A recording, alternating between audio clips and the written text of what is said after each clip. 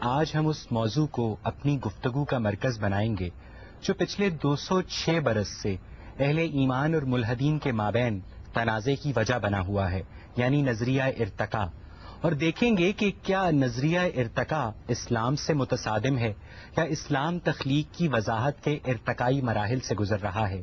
کیا سام بن نوح سے چلنے والے مذاہب کا نظریہ تخلیق قدیم یونانی فلسفیوں سے ماخوذ ہے؟ اگر خدا کی تخلیق کامل ہے تو بچے معذور کیوں پیدا ہوتے ہیں؟ کیا زمین واقعی 6 دنوں میں تخلیق ہوئی یا اربوں برس کا ارتقائی عمل اس کی تشکیل کا ذمہ دار ہے؟ اور اگر انسانی فکر اور انسانی معاشرہ ارتقائی مراحل سے گزر سکتے ہیں تو انسانی جسم کیوں نہیں؟ یہی بحث ہمارے آج کے پروگرام کا موضوع گفتگو ہے۔ حامدی صاحب، انسان اور زمین کی تخلیق کا اسلامی نقطہ نظر کیا؟ قرآن مجید اصلاً تو اس کو موضوع نہیں بناتا۔ اس کی وجہ یہ ہے کہ قرآن ہدایت کی کتاب ہے اور وہ آپ کی موت کے مسئلے کو اصلاً اپنا موضوع بنا کر گفتگو کرتا ہے، لیکن وہ اللہ کی کتاب ہے، اس وجہ سے استدلال کے موقعوں پر ضمنی طور پہ بعض چیزوں کا ذکر آ جاتا ہے۔ چنانچہ کائنات کی تخلیق کے بارے میں بھی قرآن مجید نے بعض باتیں بالاجمال بیان کر دی ہیں، کیونکہ یہ اس کا اصل موضوع نہیں ہے۔ اس وجہ سے ایسا تو نہیں کہ بڑی تفصیلات کی گئی ہوں، لیکن اجمال کے ساتھ بعض باتوں کو اس نے بیان کر دی ہے۔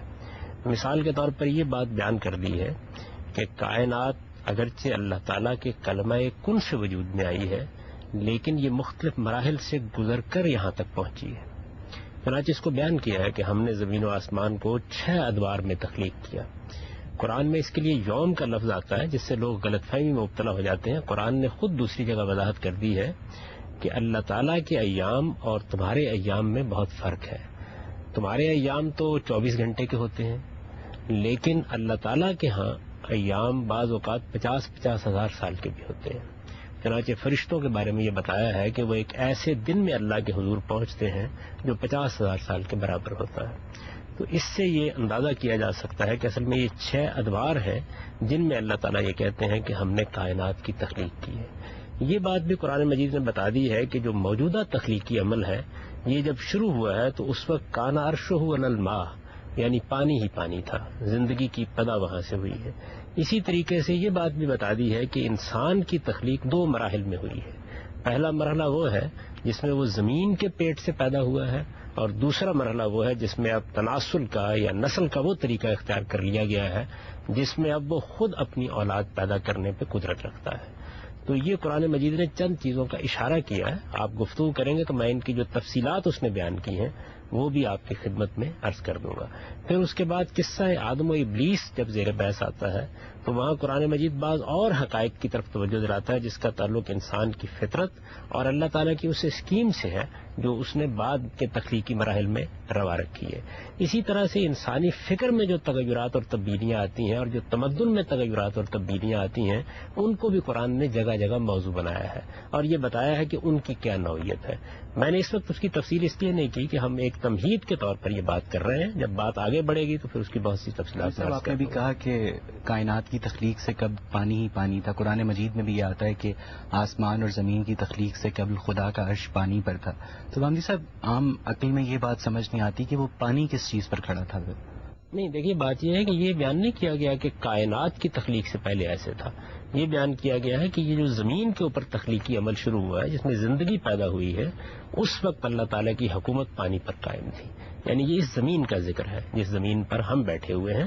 قرآن مجید آسمانوں کی تخلیق کا ذکر الگ پیرائے میں کرتا ہے، زمین پر پیدا ہونے والی زندگی کو الگ طریقے سے بیان کرتا ہے، اور پھر یہ بھی بتاتا ہے کہ اس میں کتنی مدت صرف ہوئی ہے۔ مثال کے طور پر وہ یہ کہتا ہے کہ جو بنیادی ڈھانچہ ہے زمین و آسمان کا وہ 2 دن میں وجود پذیر ہو گیا، یا 2 ادوار میں آپ کہہ لیجئے وجود پذیر ہو گیا۔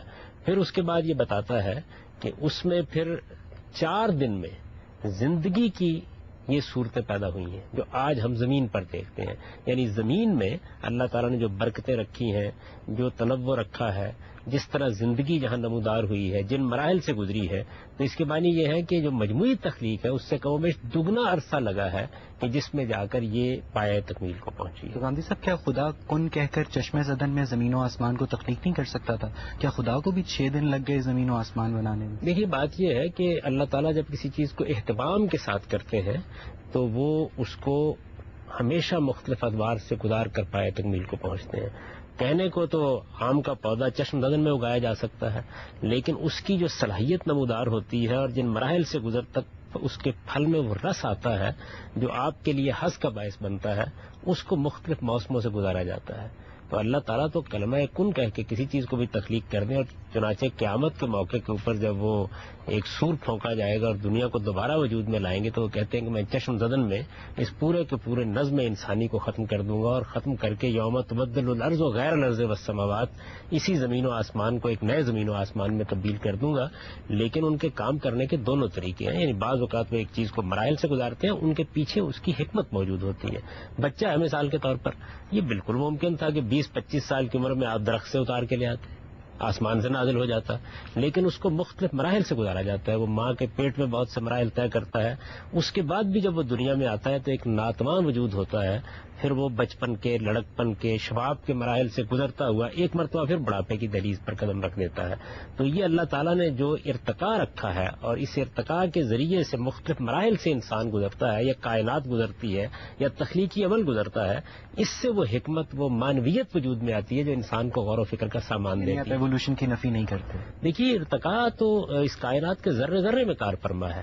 نوعیت ارتقاء کیا ہے یہ زیر بحث ہے. یعنی ایک ارتقاء کا وہ تصور ہے جو ڈارون نے پیش کیا، یا ارتقاء پسند مفکرین عام طور پر جس کی دعوت دیتے اور تبلیغ کرتے ہیں، اور جس کا سادہ الفاظ میں نقشہ یہ ہے کہ ابتدائی لحمی سالموں سے خلیہ وجود میں آیا ہے، اور پھر اس سادہ تخلیق نے آہستہ آہستہ جاندار تخلیقات کی صورت اختیار کر لیا، اور اس میں بھی پہلے چھپکلی نما کچھ جانور وجود میں آئے ہیں، پھر اس کے بعد پانی کے جانور وجود پذیر ہوئے ہیں، پھر اس کے بعد پرندوں کی ایک دنیا آتی ہے. یہ جو تصور ہے، اس تصور کی کوئی بنیاد نہیں ہے، لیکن قرآن مجید بجائے خود انواع میں ارتقاء کا ایک تصور پیش کرتا ہے. ارتقاء اور چیز ہے. ارتقاء تو دیکھیے نا کہ یہ بچے کی تخلیق میں بھی ہو رہا ہے، لیکن یہ انسان ہے جس کا جرثومہ ہے، یہ انسان ہے جس سے جنین بنا ہے، یہ انسان ہے کہ جس نے مختلف مراحل طے کیے ہیں، یہ انسان ہے جو بچپن، لڑکپن اور حرم و شیب کے مراحل سے گزرتا ہے. تو انسان ہی ہے کہ جو ارتقاء کے مراحل سے گزرتے گزرتے آہستہ آہستہ شباب کو پہنچتا ہے. اور دیکھیں اس کی بہت سی صلاحیتیں وقت کے ساتھ نمودار ہوتی ہیں. مثال کے طور پر جنسی جبلت 15-16 سال کی عمر سے پہلے نمودار نہیں ہوتی، شعور کے بعد مراحل اس سے پہلے اس بات کی نفی کرتے. اس طرح کی بہت سی چیزیں. اس کا ایک پہلو وہ ہے جو غیر شعوری ہوتا ہے. یعنی فرائڈ جو بات کہتا ہے وہ یہ ہے کہ وہ ایک غیر شعوری احساس ہے. ظاہر ہے کہ وہ اندر تو موجود ہے، لیکن اس کا ظہور پذیر ہونا انسان کے شعوری عمل کے ذریعے سے اس میں ایک وقت لگتا ہے. تو اس طرح کی بہت سی چیزیں ہیں کہ جو وقت کے ساتھ طے ہوتی ہیں. تو میں نے عرض کیا نا کہ جب بچہ پیدا ہوتا ہے تو پورا انسان ہوتا ہے، بہت سی چیزوں کو شناخت کر رہا ہوتا ہے. بلکہ اب تو یہاں تک کہ جدید نفسیات پہنچ گئی ہے کہ وہ یہ کہتے ہیں کہ بچہ اپنے اس عمل سے بھی واقف ہوتا ہے جب وہ ماں کے پیٹ سے باہر آ رہا ہوتا ہے.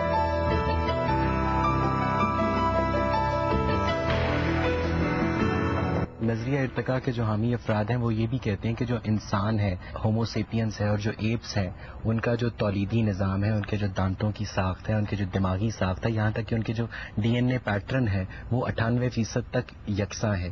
تو گاندھی صاحب صرف 2% تبدیلیوں کی وجہ سے انسان وجود میں آیا. اگر یہ ساری مخلوقات علیحدہ علیحدہ پیدا کی گئی ہیں تو کیا خدا ہر مخلوق میں ایک ڈفرینٹ فزیولوجی کریٹ نہیں کر سکتا تھا تاکہ یہ کنفیوژن ہی نہ پیدا ہوتا؟ دیکھیے بات یہ ہے کہ خدا اس دنیا کو جب بناتا ہے تو اس کے اندر اتنا تنوع، اتنی جدت، اتنا حسن، اور پھر ایسی مشابہتیں رکھ دیتا ہے کہ جو ایک خالق کی نشاندہی کر رہی ہوتی ہیں. یہ تو انسان کا زاویہ نظر ہے. وہ چاہے تو ان مشابہتوں کے نتیجے میں اپنے آپ کو تردد میں مبتلا کر لے، اور چاہے تو ان کے اندر خالق کائنات کی ایک ذات کو کار فرما دیکھ لے. یعنی یہ تو زاویہ نظر ہے. ڈارون کے ارتقاء کے تصور نے اب بہت سے اور مراحل بھی طے کر لیے ہیں. جہاں ڈارون اس کو چھوڑ کر گیا تھا، ماہرین حیاتیات اب وہاں نہیں کھڑے. اس کے بعد انہوں نے اس کی مشکلات کو حل کرنے کے لیے بہت سے دوسرے نظریات بھی پیش کیے. جست کا ایک تصور پیش کیا گیا. اسی طرح سے فطری انتخاب کے بعد مراحل کو اور طریقوں سے ایکسپلین کرنے. کسی نے ایوولوشن کو ریجیکٹ نہیں کیا. دیکھیے بات یہ کہ ایسے لوگ بھی ہیں جو اس کا انکار کر رہے ہیں، لیکن اس کے حق میں ادنا درجے کا کوئی ایویڈنس بھی دریافت نہیں ہو سکا. میں تو کہتا ہوں کہ ڈارون کا نظریہ ارتقاء یا جو کچھ بھی اب ارتقاء کے نظریات موجود ہیں اور جن میں اس طریقے سے ایک واحد خلیے سے کائنات کو وجود پذیر ہوتے دکھایا گیا ہے، وہ سائنس فکشن سے زیادہ کوئی حیثیت نہیں رہتی. صاحب بات یہ ہے کہ جو کوئی بھی اسٹیبلش سائنٹیفک جرنل ہے اس میں آج تک کوئی ایسا پیپر پبلش نہیں ہوا جو ایوولوشن کی نفی کرتا ہو. یعنی تمام Harvard university, MIT university, Cambridge, Oxford, یہاں ان ساری یونیورسٹیز میں نظریہ ارتقاء کو انڈر گریجویٹ کورسز میں پڑھایا جاتا ہے، اور انڈر گریجویٹ کورسز میں صرف وہی کورسز پڑھائے جاتے ہیں جو اسٹیبلش سائنٹیفک فیکٹس ہوتے ہیں. جو تھیوریز ہوتی ہیں جو کنٹروورشل ہوتی ہیں وہ ماسٹرز لیول پر یا پی ایچ ڈی لیولز پہ پڑھائی جاتی ہیں. تو سائنس کا المیہ ہے کہ ایک ایسی چیز جو اپنے پاس ادنا درجے کا کوئی ثبوت بھی فراہم نہیں کر سکی، جس کی بار بار فاسلز کے ریکارڈ نے تردید کی ہے، جس کے بارے میں جو افسانے تراشے گئے وہ آخر میں افسانے ثابت ہو گئے، جس میں جعل سازی تک کا ارتکاب کیا بعض موقعوں کے اوپر، اس کو ایک سائنسی حقیقت بنا کے پیش کرنے کی جسارت کی جائے. فاسلز کا ریکارڈ ارتقاء کی نفی کیسے کرتا ہے؟ بتایا گیا کہ جی فلاں دور میں یہ صورتحال ہونی چاہیے. اس کے بعد جب انتظار کیا گیا تو معلوم ہوا کہ ایک ہی چیز کے فاسل ایسے دریافت ہو گئے ہیں جو اس زمانے میں بالکل وہی صورت بتا رہے ہیں. آپ جانتے ہیں کہ گھوڑے کے معاملے میں کیا ہوا تھا، یعنی چند مشابہتوں کو تلاش کر کے ایک افسانہ تراشا جاتا ہے، ایک ہڈی کو لے کر اس کے اوپر تخیلاتی خاکہ بنایا جاتا ہے. وہ تخیلاتی خاکہ بالکل ایسے ہی ہوتا ہے جیسے آپ کے مصور بعض اوقات کسی موقع کے اوپر کوئی جرم ہو جاتا ہے تو وہ اپنے تصورات سے بناتے ہیں. اس طرح کے تصوراتی خاکے بنا کر سائنس کی کتابوں میں اس طرح بیان کر دیے جاتے ہیں جیسی ایک حقیقت ہے. دیکھیے بات یہ ایک بڑی سادہ بات ہے، مشابہتیں موجود ہیں، ان مشابہتوں کو ایکسپلین کرنا تھا، یہ صورت تھی. اس سے یہ دھوکہ ہوا کہ غالباً یہ ایک سے دوسری چیز پھوٹتی چلی آ رہی ہے. اب ہونا کیا چاہیے تھا؟ ہونا یہ چاہیے تھا کہ اگر یہ فی الواقع ایسا ہی تھا تو جس طریقے سے دنیا کے اندر تمام انواع اپنی کامل شکل میں ہزاروں لاکھوں کی تعداد میں موجود ہیں، وہ ارتقاء کے مختلف مراحل سے گزرتی ہوئی بھی لاکھوں کی تعداد میں موجود ہوتی. یعنی اس کو کسی حال میں بھی نہیں روکا جا سکتا. ارتقاء کا نظریہ اپنے تصور میں یہ چاہتا ہے کہ جس طریقے سے کامل چیزیں موجود ہوں اسی طریقے سے مختلف مراحل سے گزرتی ہوئی ناقص چیزیں بھی موجود ہوں. تو گاندھی صاحب ڈائنوسار ایکسٹنکٹ ہو گیا، ناقص چیزیں تھیں جو اپنے آپ کو ماحول کے مطابق اڈاپٹ نہیں کر سکتے. ڈائنوسار چھوٹی گردن والے جو زرافے تھے وہ بھی ایکسٹنکٹ ہو گئے اور لمبی گردن والے زرافے کوئی ناقص چیز نہیں تھی. دیکھیے ناقص چیز کا مطلب یہ ہے کہ ابھی ایک مخلوق ایسی ہے جو نصف مچھلی ہے اور نصف چھپکلی ہے، یہ ہے اس کا ناقص ہونا. ڈائنوسار اپنی جگہ ایک کامل مخلوق تھی. کسی مخلوق کا ختم ہو جانا یہ تو کائنات کے اندر جاری ہے. ایرسٹاٹل کی تھیوری تھی کہ انسان بلڈ کلوٹ سے بنا ہے اور قرآن میں بھی اس کے بارے میں ذکر کیا ہوا ہے. تو آپ کیا اس کے بارے میں کہیں گے کہ اس تھیوری کو قرآن کس طرح اس کو ریلیٹ کرتا ہے اس کو؟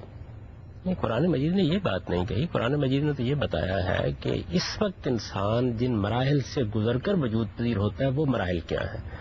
ان مراحل کو بیان کیا. ظاہر ہے کہ اس میں ایک نطفے سے اس کی پیدا ہوتی ہے، پھر ایک خون کی پھٹکی سی بن جاتی ہے، پھر جونک کی صورت اختیار کر لیتا ہے، پھر اس کے بعد مختلف مراحل سے گزرتے ہوئے اس کی ہڈیوں پر گوشت آنا شروع ہو جاتا ہے، اور پھر کہیں جا کر وہ وقت آتا ہے کہ جس میں وہ ہر لحاظ سے درست ہو جاتا ہے. تو یہ مراحل قرآن نے بیان کیے ہیں. یہ نہیں کہا کہ فلاں چیز سے انسان بنا ہے.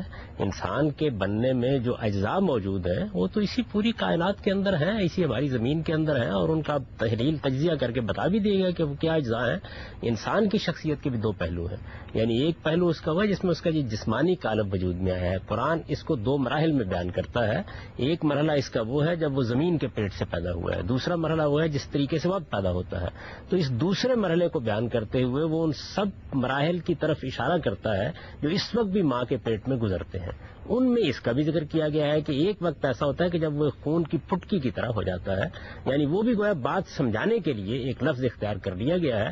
اصل حقیقت کیا ہے؟ اصل حقیقت کو تو ظاہر بات ہے کہ آپ علمی طریقے سے مختلف اصطلاحات سے تعبیر ہی کر سکتے ہیں. ہمارے ذہن میں جو تعبیرات ہوتی ہیں ان کے لیے ہم الفاظ بھی وجود پذیر لاتے رہتے ہیں. تو انسان کو سمجھانے کے لیے یہ بات کہی گئی ہے کہ بالکل ایک خون کی پھٹکی کی طرح پھر وہ ہو جاتا ہے. آپ پوچھو. میرا سوال یہ ہے کہ زمین کی عمر 4 ارب 55 کروڑ سال ہے، جبکہ انسان کی عمر 2 لاکھ سال ہے. یہ جو اس میں گیپ 4 ارب 54 کروڑ اور 98 لاکھ سال کا آتا ہے، تو کیا یہ پرفیکٹ کریشن کے تصور کو متزلزل نہیں کرتی؟ پرفیکٹ کریشن سے آپ کی کیا مراد ہے؟ یعنی کیا صرف انسان ہی ہے کہ جس کو اللہ تعالیٰ نے پیدا کیا ہے؟ اللہ تعالیٰ کی ساری مخلوقات اس کے لیے برابر ہیں. اربوں سال پہلے جب یہ دنیا وجود میں آئی ہے اس وقت بھی بہت سی مخلوقات تھیں. ایک لمبے مرحلے سے یہ سارا معاملہ گزرا ہے اور پھر ایک وقت آیا ہے کہ جس وقت اس نے انسان جیسی مخلوق کو پیدا کیا ہے. بہت سی مخلوقات ایسی ہیں جن کو اب ہماری خوردبینیں دریافت کر رہی ہیں، اور بہت سی مخلوقات ایسی ہیں جس کے بارے میں الہامی صحائف ہم کو بتاتے ہیں کہ وہ موجود ہیں اور ہم سے بہت پہلے سے موجود ہیں. مثال کے طور پر فرشتے ہیں، مثال کے طور پر جنات ہیں. تو خدا کی کائنات بے آباد نہیں تھی. ہم البتہ ارتقاء کے ایک خاص مرحلے میں وجود پذیر ہوئے ہیں اور اس کے بعد اللہ تعالیٰ کی وہ اسکیم روبہ عمل ہوئی ہے جو ہم سے متعلق ہے. تو ساری کائنات کو اور خدا کے پورے تخلیقی عمل کو اپنے ہی زاویے سے نہیں دیکھنا چاہیے. اللہ تعالیٰ کی کائنات ہے، وہ اس کا خالق ہے، وہ اس کا مالک ہے، وہ اس میں بے شمار مخلوقات کو پیدا کرتا ہے. ابھی تو پچھلے دنوں ایک جزیرہ دریافت ہوا جس میں 10,000 کے قریب ایسی انواع دریافت ہوئی جو دنیا میں اور کہیں نہیں پائی جاتی. تو معلوم نہیں کیا کیا مخلوقات ہیں کہ جن کا وہ خالق ہے اور ان کے ساتھ کیا معاملہ کر رہا ہے. انسان کو اپنے حاضر علم کی بنیاد پر اور اپنے محدود علم کی بنیاد پر خدا کو قیاس نہیں کرنا چاہیے.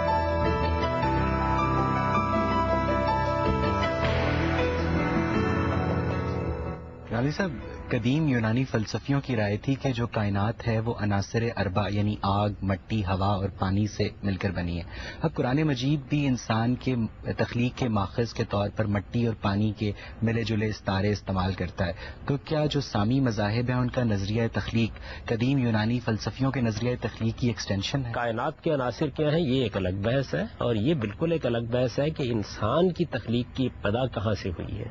یہ دو الگ الگ چیزیں. قرآن یہ نہیں بیان کر رہا کہ انسان کے عناصر کیا ہیں جن سے وہ بنا ہے، یہ بتا رہا ہے کہ یہ اصل میں سمندروں کے کنارے جس طرح ایک چپچپاتی ہوئی مٹی ہوتی ہے جس کو آپ گارے سے تعبیر کر سکتے ہیں، اس سے انسان کی تخلیق کی ابتدا ہوئی ہے. یہ بات بیان کرتا ہے. اس کو تین لازم کے لفظ سے تعبیر کرتا ہے. یعنی یوں سمجھ لیجئے کہ جس طرح اب یہ ایک پروسیس ہے نا جو اب گزرتا ہے، وہ کیا پروسیس ہے؟ وہ پروسیس یہ ہے کہ اسی زمین کے مختلف اجزاء ہیں جو خوراک کی صورت میں ہمارے اندر جاتے ہیں. ہماری اس فیکٹری کے اندر پروسیس ہوتے ہیں، اس سے ایک قطرہ آب بنتا ہے اور ایک ایگ بنتا ہے. دونوں کا ایک خاص طریقے پر ملاپ ہوتا ہے. ان کے ملاپ سے کے نتیجے میں وہ جنین وجود میں آتا ہے جو پھر مختلف مراحل سے گزرتا ہے. وہ مختلف مراحل سے گزرنے کے بعد ایک جیتا جاگتا انسان کم و بیش کالب کے لحاظ سے 120 دن میں مکمل ہو جاتا ہے. اب جو ہمارے یہاں پروسیس ہے وہ یہ ہے. یہی پروسیس بین اسی طریقے سے زمین کے پیٹ میں ہوا ہے. یعنی وہی زمینی اجزاء جو اب ہم خوراک کی صورت میں اس فیکٹری میں ڈالتے ہیں وہ اسی طریقے سے گارے اور مٹی کے آمیزے کے اندر وجود پذیر ہونا شروع ہوئے ہیں. اور پھر آہستہ آہستہ انہوں نے جس طرح آپ مختلف مراحل سے گزر کر مختلف مراحل سے گزرتے ہوئے وہ ایک انسان کی صورت اختیار کرتے ہیں، بالکل اسی طریقے سے انسان کی صورت اختیار کر گیا. یہاں تین مختلف باتیں ہیں. ایک کائنات جو سائنسی علم کے مطابق ہے، ایک کائنات کا آغاز ہے، ایک زمین کا آغاز ہے، اور ایک اس پر زندگی کا آغاز ہے. تو میں تینوں کو ڈفرنٹ سکیل پہ آپ سے پوچھوں گا، کیونکہ کائنات کے آغاز کے بارے میں سائنس یہ کہتی ہے کہ 15 بلین ایئرز بیفور یہ سٹارٹ ہوا ایک بڑے دھماکے کے ساتھ جسے ہم ٹیکنیکلی بگ بینگ تھیوری کہتے ہیں. اس کے بعد کہتے ہیں کہ 5 بلین ایئر ہماری اس زمین کی عمر ہے، اور اس کے بھی بعد یہاں پر زندگی شروع ہوئی کسی ادنا حالت میں. اب جو کائنات کا آغاز ہے اس کو جو تھیوریز بتا رہی ہیں وہ فزیکل تھیوریز ہیں، اور ان میں بھی ارتقاء کا تصور ہے. بگ بینگ تھیوری میں یہ کہا گیا کہ کائنات کا آغاز نتھنگ نیس سے شروع ہوا اور ایک بڑے دھماکے کے ساتھ چھوٹے چھوٹے ذرے بنے، پھر اس کے بعد نیوٹران بنے، کوارک سے نیوٹران بنے، وہاں سے جو مادہ اور یہ کائنات بنی. تو فزیکل ورلڈ میں جو ارتقاء کا تصور بتایا گیا اس کے سائنسی ثبوت موجود ہیں. تو کیا آپ فزیکل ورلڈ میں طبعی جو کائنات ہے اس میں بھی ارتقاء سے انکار کریں گے؟ میں نے تو یہ عرض کیا کہ ارتقاء سے تو انکار قرآن بھی نہیں کرتا، ارتقاء سے انکار کوئی صاحب عقل بھی نہیں کر سکتا. ارتقاء تو جاری ہے. ارتقاء کیسے ہوا ہے؟ ایک تصور وہ ہے جو ڈارون نے پیش کیا، اور ایک تصور وہ ہے جو قرآن مجید پیش کرتا ہے. یعنی ارتقاء تو اس وقت بھی ہوتا ہے. میں نے تو اس کی مثال دی آپ کو کہ ایسا نہیں ہوتا کہ 25-30 سال کا ایک نوجوان آسمان سے نازل ہو جاتا ہے. اب بھی مختلف مراحل سے گزرتا ہے انسان، اس کے بعد وجود پذیر ہوتا ہے. سوال یہ ہے کہ اس کا صحیح تصور کیا ہے. تو میں نے یہ عرض کیا کہ قرآن مجید یہ بتاتا ہے کہ انسان کی تخلیق 2 مراحل میں ہوئی ہے. پہلا مرحلہ وہ ہے کہ جس کے اندر یہ زمین کا پیٹ ہی اس کے لیے ماں کا پیٹ بنا ہے، اور اس کے اندر ہی وہ ترکیب پیدا ہوئی ہے کہ جس کے نتیجے میں وہ مراحل گزرے ہیں جو اس وقت گزرتے ہیں. اس وقت کس طرح سے انسان پیدا ہوتا ہے؟ یعنی ایک فیکٹری ہے نا جو اللہ تعالیٰ نے اندر لگا دی ہے، اس کے اندر وہی اجزاء جاتے ہیں جو خوراک کے ذریعے سے ہم اپنے جسم میں داخل کرتے ہیں. انہی کے اندر وہ سارا کیمیاوی عمل ہوتا ہے جس کے نتیجے میں وہ قطرہ آب وجود میں آتا ہے جس سے انسانی تخلیق کی ابتدا ہوتی ہے. یہ عمل جو اس وقت اسی مٹی کے اندر پیدا ہونے والی چیزوں کو کھانے اور پینے سے یہ عمل سارا کا سارا وجود پذیر ہو جاتا ہے، یہ عمل مٹی کے پیٹ میں کیوں نہیں ہو سکتا؟ زمین کے پیٹ میں کیوں نہیں ہو سکتا؟ یہ گارے کے اندر کیوں نہیں ہو سکتا؟ یہی عمل ہے جو اس جگہ ہوا ہے.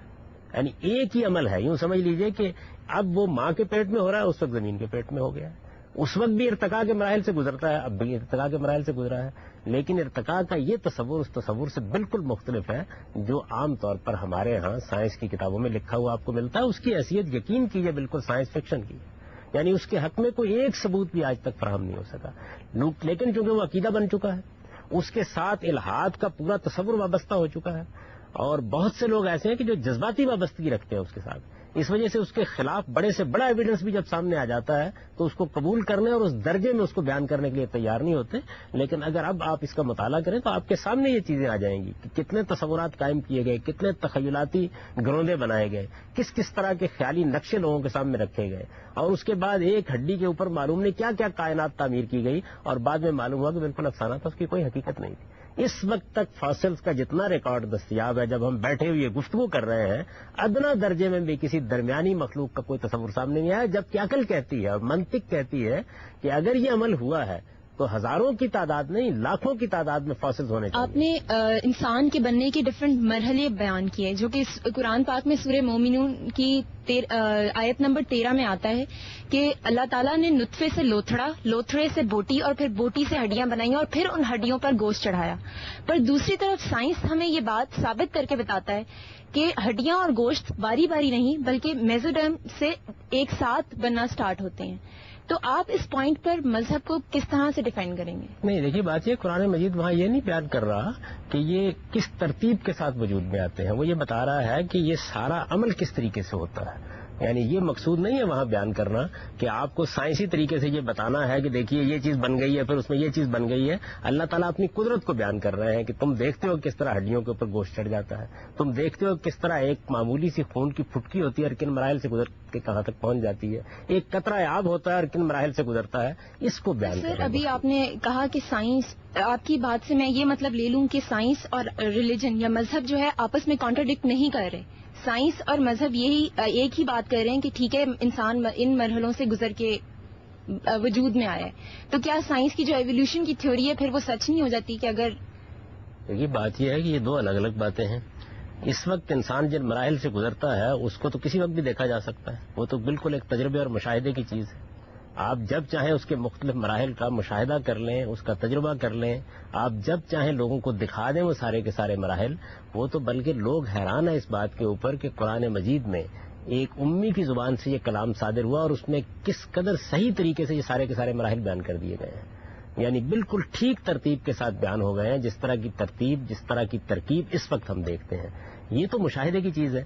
اس سے پہلے انسان کے اوپر کیا مراحل گزرے ہیں اس کے بارے میں جو بات کہی جا رہی ہے اس کا تعلق مشاہدے سے نہیں ہے، اس کا تعلق قیاسات سے ہے. اور وہ قیاسات نظریہ ارتقاء کے عنوان کے تحت لوگوں نے بیان کیے، ان کو لوگوں کے سامنے پیش کیا، دعویٰ کیا کہ اس کے اندر کوئی حقیقت ہو سکتی ہے. یہ تمنا ظاہر کی کہ مستقبل میں اس کے لیے ایویڈنس میسر آ جائے گا، لیکن بدقسمتی سے ایسا نہیں ہو سکا. اب یہ ارتقاء کا نظریہ ایک عقیدہ بن چکا ہے. جس طریقے سے مذہبیات میں عقیدے ہوتے ہیں بالکل اسی طرح سائنس میں بھی بدقسمتی سے عقیدے پیدا ہو جاتے ہیں. تو ایک نظریے کو حقیقت کی طرف طریقے پیش کرنے کا عمومی رجحان پیدا ہو گیا ہے. درحال ہے کہ ایسا نہیں ہے، ابھی تک وہ ایک فکشن ہے. اس کے پیچھے جو ایویڈنس چاہیے وہ کسی درجے میں بھی میسر نہیں ہو سکا. جتنی باتیں کہی گئی سب کی سب وقت کے ساتھ غلط ثابت ہو گئی.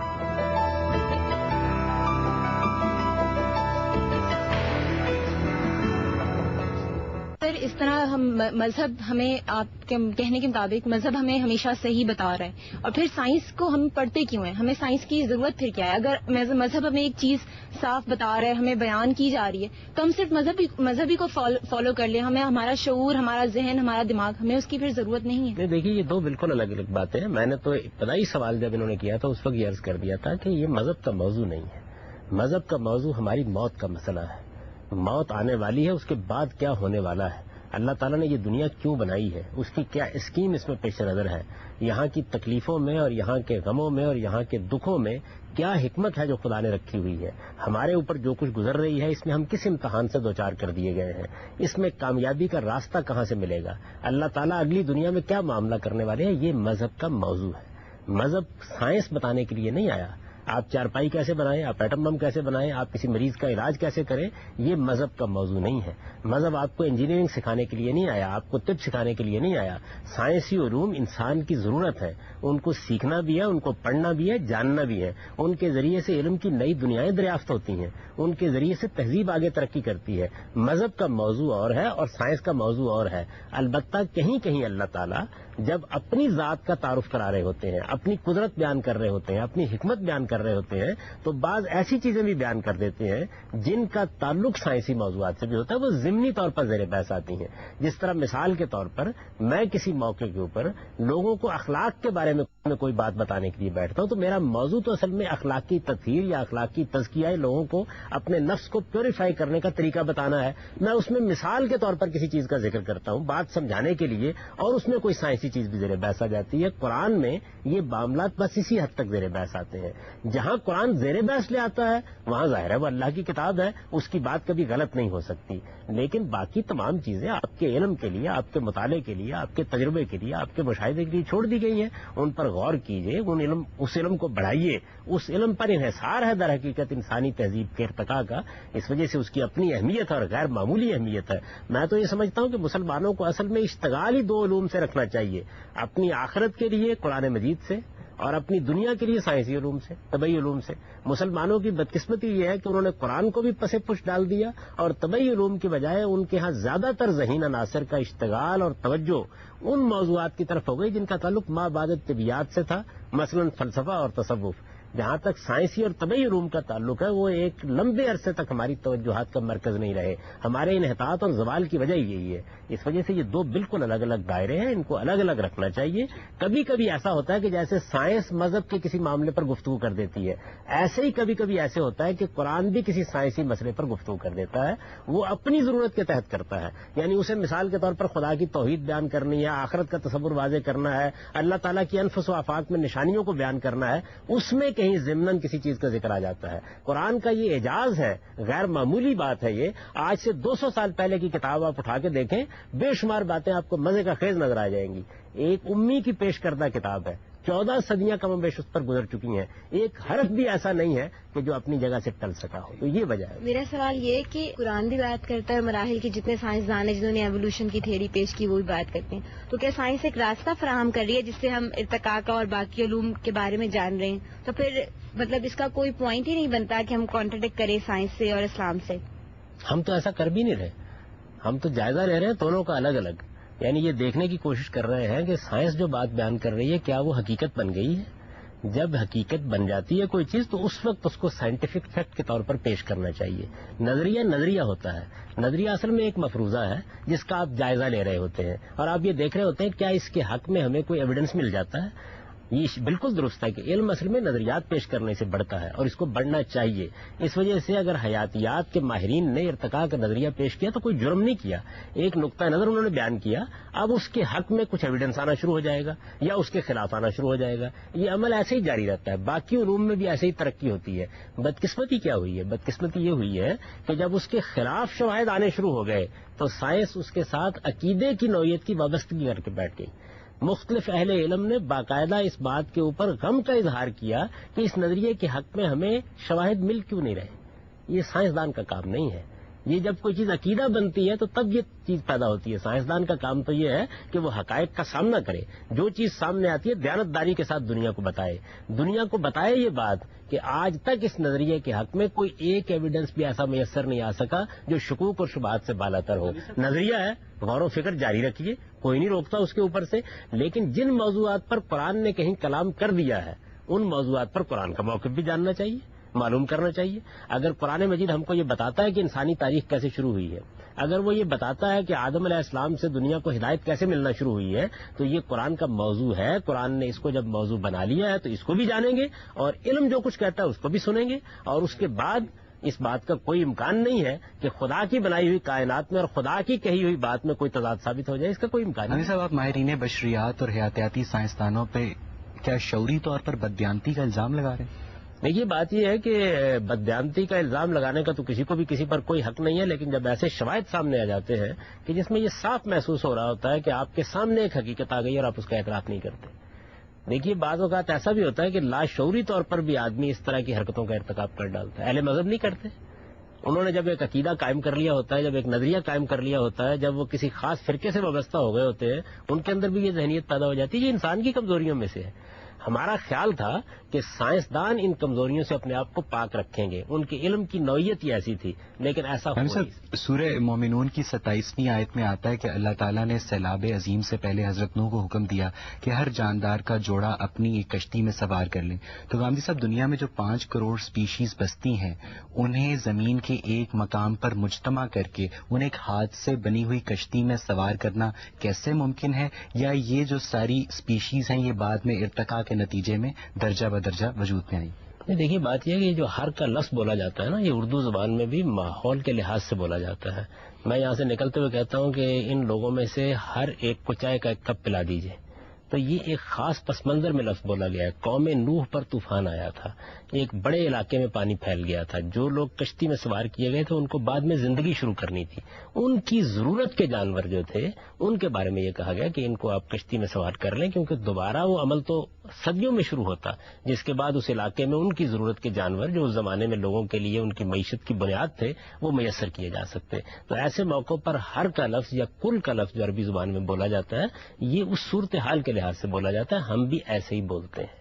تو اس کو سمجھ لینا چاہیے۔ اس سے لوگوں نے بالکل ایک غلط نتیجہ یہ نکال لیا، ایسی بات قرآن نے بالکل نہیں کہی کہ ساری کائنات میں جتنے جاندار موجود ہیں ان کے جوڑے وہاں رکھ لیے گئے تھے۔ نہ طوفان پورے کے پورے عالم میں آیا تھا، اور نہ ساری دنیا کے اندر جو مخلوقات اللہ نے پیدا کی ہیں ان کو رکھنا مقصود تھا۔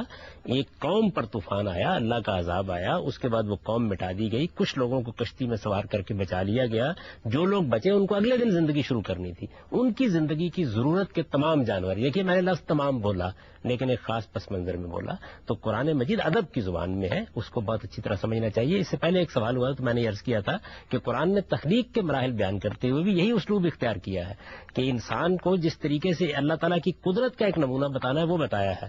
اس میں یہ مقصود نہیں ہے کہ ہڈیاں پہلے وجود میں آئی ہیں یا گوشت پہلے وجود میں آیا ہے، اس کو بیان کرنا پیش نظر نہیں۔ یعنی قرآن مجید سائنس کی کتاب نہیں ہے؟ سائنس کی کتاب تو یقیناً نہیں ہے۔ اس کی وجہ یہ ہے کہ قرآن مجید آپ کو یہ بتانے کے لیے نہیں آیا کہ حقائق کس طریقے سے نمودار ہوتے ہیں، سائنس جن چیزوں کو موضوع بناتی ہے ان کے بارے میں قرآن کیا رائے قائم کرنا چاہتا ہے۔ قرآن مجید میں یہ تمام معاملات ضمناً زیر بحث آتے ہیں۔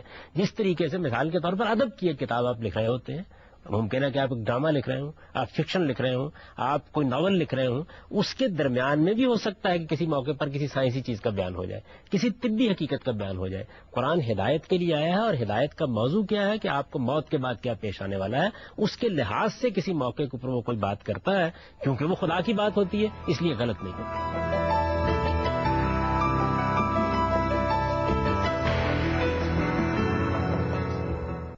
بری ہے کہ ہر جاندار چیز ہی سے پیدا ہوتی ہے۔